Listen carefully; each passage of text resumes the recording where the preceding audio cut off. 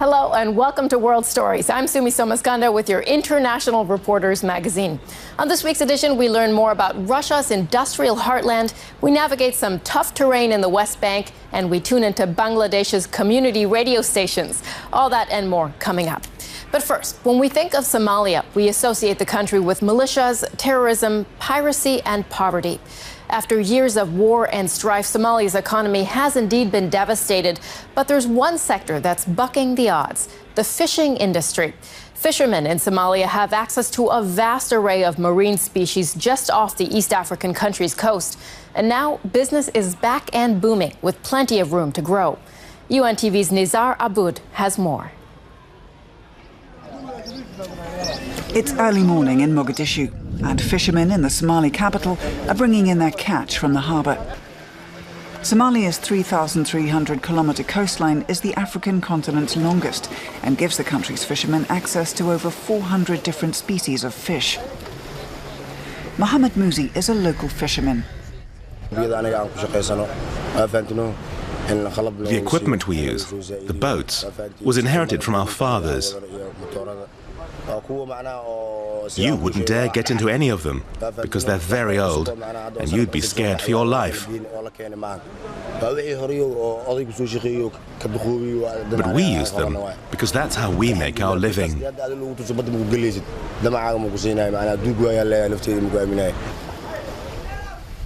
Fishing used to be a major source of livelihood for many. But the fishing industry, along with most of the country's infrastructure and economy, was devastated during Somalia's civil war that began in 1991. In the ensuing chaos, pirates took charge of many stretches of the country's coastline. In 2007, the African Union mission was deployed. It's a peacekeeping mission operated with the approval of the United Nations and provides support to the transitional government in an effort to drive out rebel forces. With increased security, the Hamawain market in Mogadishu is experiencing a boom. Its growing number of customers provides a lifeline for fishermen, traders, and even porters who carry the day's cash from the shore to eagerly awaiting fishmongers like Ahmed Eka. Sometimes it's a lot, other times only a little. When the catch is small, we get $12 per kilogram for kingfish. But when we've got a lot, it's only $6. Today, the kingfish are few and they're in great demand.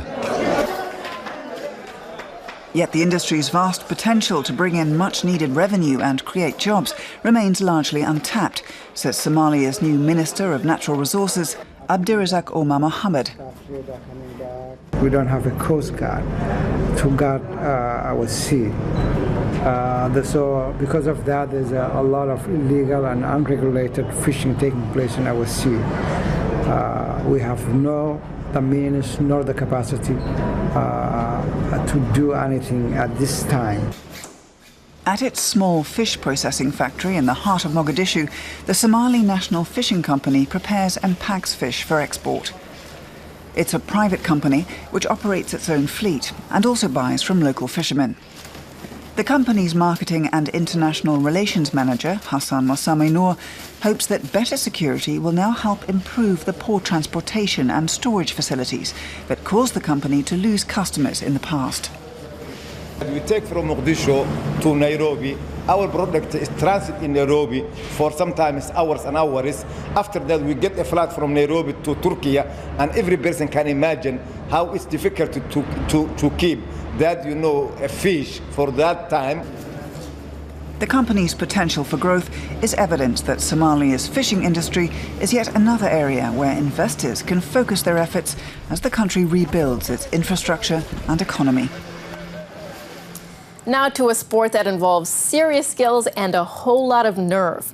Autocross is a motorsport where drivers navigate all sorts of terrain in cars ranging from standard road vehicles to purpose-built buggies. It's a popular sport here in Europe and in Australia, but it's also taken off in a more unlikely place, the Palestinian territories. The region has opened its first autocross track where Palestinian drivers can show off their stuff behind the wheel. BBC's Harun Amaira takes us on a ride. We're in the hills not far from Ramallah, and this is Palestine's first ever endurance autocross event. From all over the West Bank, autocross drivers have come here to race against the clock. This is really the hardest event. I hope the rest will be easier. But this is such a special day here. Right now what you're looking at is the 4x4 event. And this is the first time we've set this up here in Palestine. It's just the best type of motorsport, the most exciting. The drivers are expected to attain international levels of performance, and that involves navigating some seriously difficult, even dangerous obstacles. Only some of the participants manage to complete the course. They've come here from Jenin, Nablus, Ramallah, Jerusalem, Bethlehem and Hebron. The track is really tough and includes several pits as well as obstacles made of barrels, sand and mud. Only vehicles with four-wheel drive are able to take part. Around 30 people are taking part in this race, showcasing their skills as well as demonstrating what their vehicles are capable of. Although a lot of the drivers are just enthusiasts, some of the participants are well-known stars, and the crowd loves them. It was amazing, just amazing. It's a first for us here. The Palestinian Automobile Club has organized a lot of events over the years, around here and all through the hills. But this is really the first rally of this kind. It's not an easy track to master. The club's done an excellent job in organizing everything. The event has attracted hundreds of spectators, many of them hardcore fans who'd been longing for the event to be introduced to Palestine. In the past, they could only watch it on television.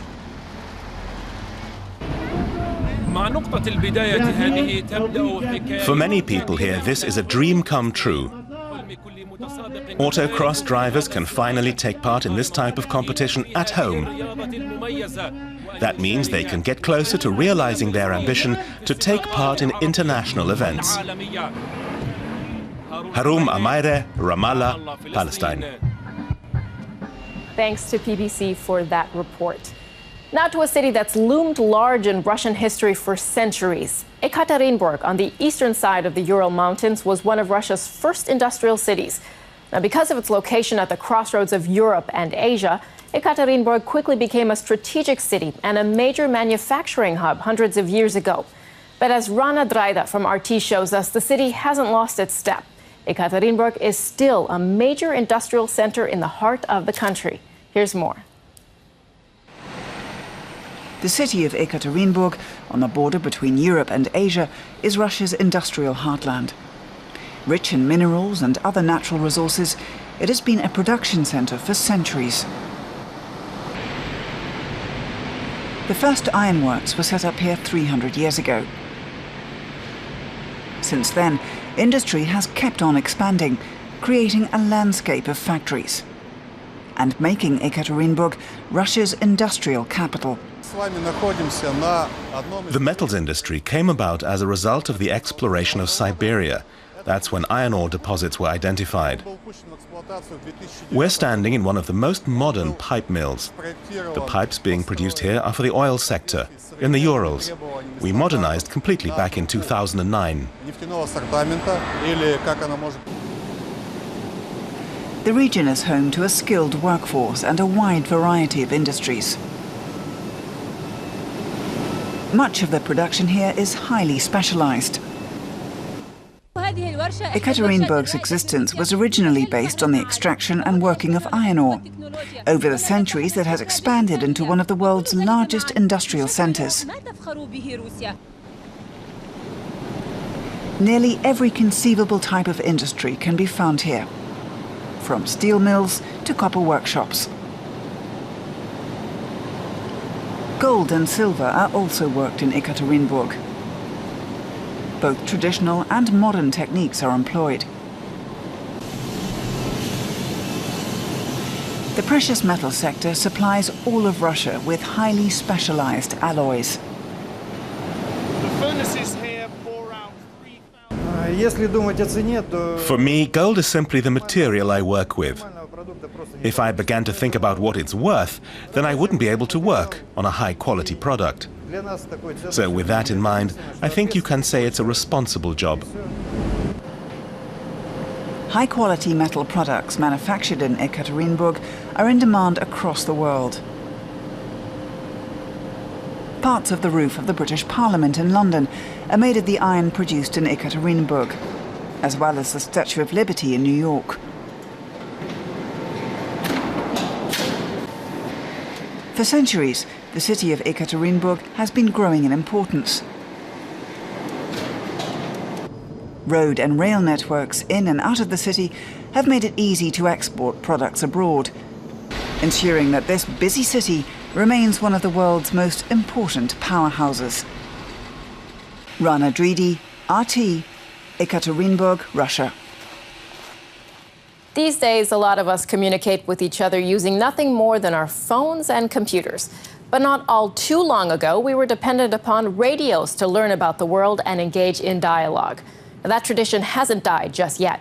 Radio is still a crucial form of communication in some developing countries like Bangladesh. There, local radio stations have taken it one step further. With the help of the NGO Building Resources Across Communities, or BRAC, they're providing the disadvantaged with access to information and education in a language they can understand. ETV's Sakawat Liton has more.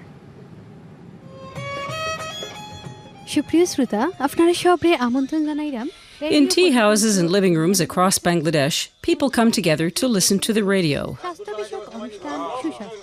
In much of the developing world, radio remains one of the primary sources of information. Local radio stations allow people to connect with the wider world. Those behind them say one of their primary purposes is to put people in touch who would otherwise not meet. It allows people from all walks of life to share ideas. It strengthens communication between different social classes. Thanks to radio, the problems of ordinary people, especially women, have been brought to light.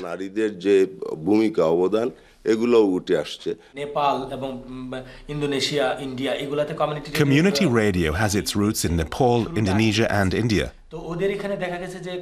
We discovered that local radio was an excellent way of communicating with people. That realization marked the beginning of our local radio programming.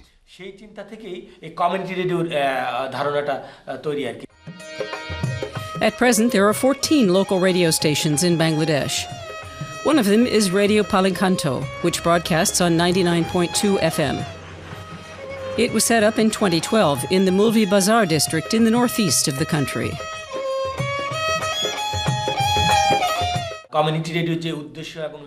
Radio Palinkanto is proving successful as a local radio station providing information to disadvantaged people in the area. As we see it, our duty as a broadcaster is to inform our community. Radio Palinkanto is supported by BRAC, one of the largest non-governmental organizations in the world. It broadcasts educational material targeted at poorer people living in rural districts. 80% of the programs are broadcast in local languages. The programs cover education, health, agriculture, and development projects. Every Friday, we broadcast an English lesson. The station plays an important role in the education and development of these communities. The station focuses in particular on strengthening the position of women in society, as well as on promoting health. There are also programs dedicated to history and culture, with an emphasis on local politics and traditions.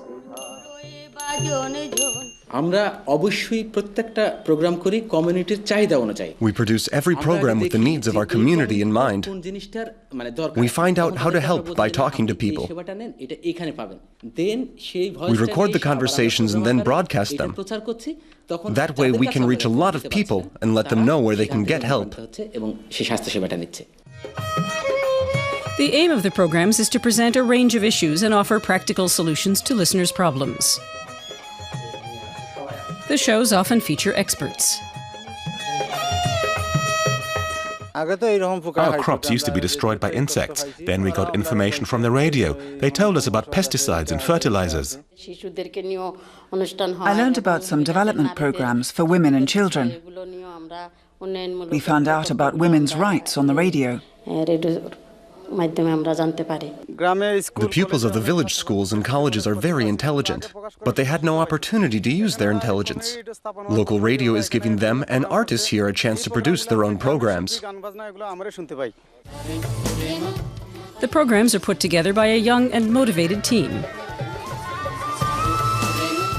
The station allows us to use our abilities. I've learned a lot through being here. I'm very proud to work for this community radio station.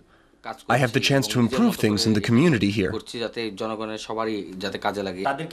Young people in the community are keen to work with us. We allow them to work as fully fledged presenters. The station manager is keen to stress the importance of broadcasting in the languages which his listeners use every day. 85 থেকে 90% program আমাদের local language. People feel they're being understood because 85 to 90% of our programs are broadcast in their native language.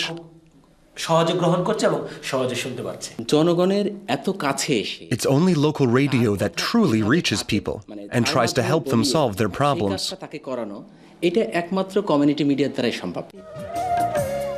The importance of radio might be fading in other parts of the world, but in the poorer areas of Bangladesh, communities are tuning in for a better future.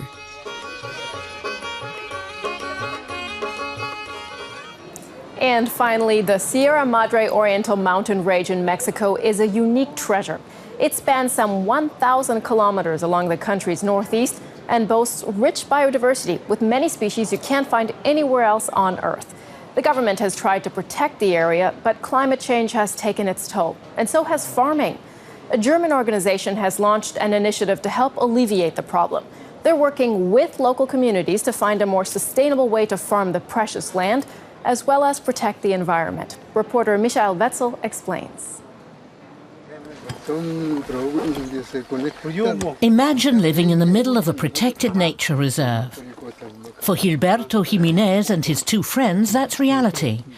The vast Sierra Madre Oriental mountain range in northeastern Mexico is their home. On the way to their fields, they pass the stream. It supplies water to the entire village. But over the years, the farmers have observed unsettling changes. The climate keeps changing. It's becoming drier and the water's decreasing. Actually, the water in this basin should reach up to here. And this one should be this high. When there's a lot of water, it bubbles out on the top, and not here at the bottom. Every year in May, the villagers erect crosses as a sign of gratitude for the water and as a prayer that the water will stay. Their fields lie on the mountain slopes. Once this was all forest area. Now beans, chilies and especially corn, the staple food, are grown here. The corn is for the family. We don't sell any of it. We plant it and harvest it as we need it. The corn is just for our own needs. There's no sign of irrigation on the fields. The people rely on the rains and the cloud forests that dominate this part of the Sierra Madre Oriental. Clouds accumulate on the mountain slopes, triggering precipitation. The rainfall is much heavier than in the lowlands, leading to a moist ecosystem in which plenty of species thrive. But the cloud forests are increasingly shrinking, and agriculture is taking over the land. That worries Alejandro von Bertrab. He supports the Mexican authorities who protect the area, and he has a clear goal. It's not just about controls, but about creating new and innovative incentives. And developing projects with the people, where they can, of course, use the land, and where it's not threatening. Alejandro is on a team from the German development organization, GIZ. They're visiting the protected area to talk to the locals and listen to their problems. This farmer is talking about how pomegranates and avocados used to grow in the region, but he says they don't grow there anymore.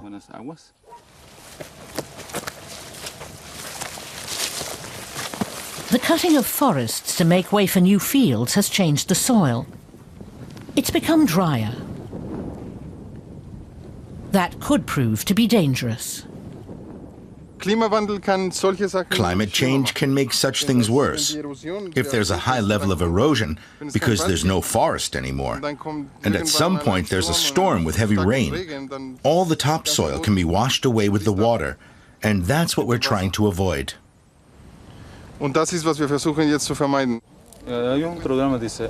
Planting trees as a wind barrier could offer some protection, but it's not easy to restore the original landscape. The residents of Chaltepec are used to the presence of the scientists in their village. 2,500 people live here. They're the focus of the current project. That includes Gilberto Jimenez and his wife Rosa. They have 14 children, and, naturally, many grandchildren as well.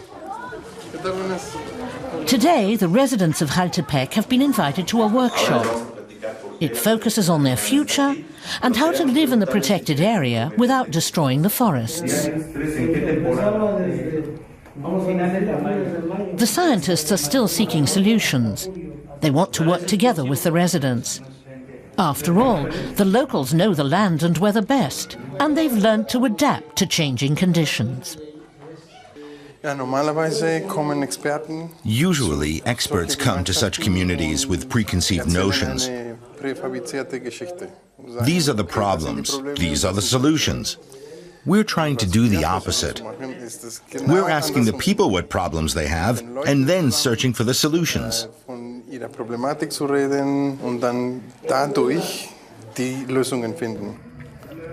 One of the results of the workshop is this annual calendar.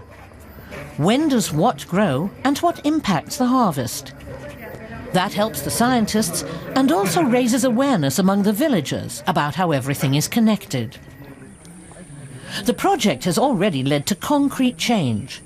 100 kilometers away in San Nicolas. These people belong to the village's firefighting unit. They're on their way to a deployment. This brigade was set up last year. They respond to fire alarms, or they cut fire breaks in the forest to prevent fires from spreading.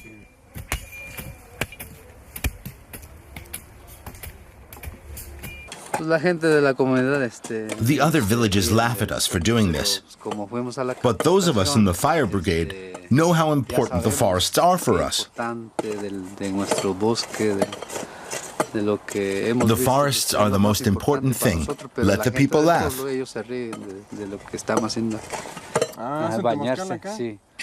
Alejandro von Bertrab welcomes the attitude. He's counting on the fact that awareness of the environment will continue to grow, ensuring that the forests have a future. It's early evening by the time Gilberto Jimenez comes home from his fields. Today, he presents his family a basket full of corn that for once isn't meant for dinner. Instead, he plans to replant it in the next days, in the vast mountains of Sierra Madre Oriental. Well, that's all for this week's edition of World Stories. For all of us here and our partner stations around the world, we want to thank you for watching. To watch this episode and others, you can head to our website. That's dw.ee/World Stories. Before we go, we have this week's Picks of the World for you. Enjoy and see you next time.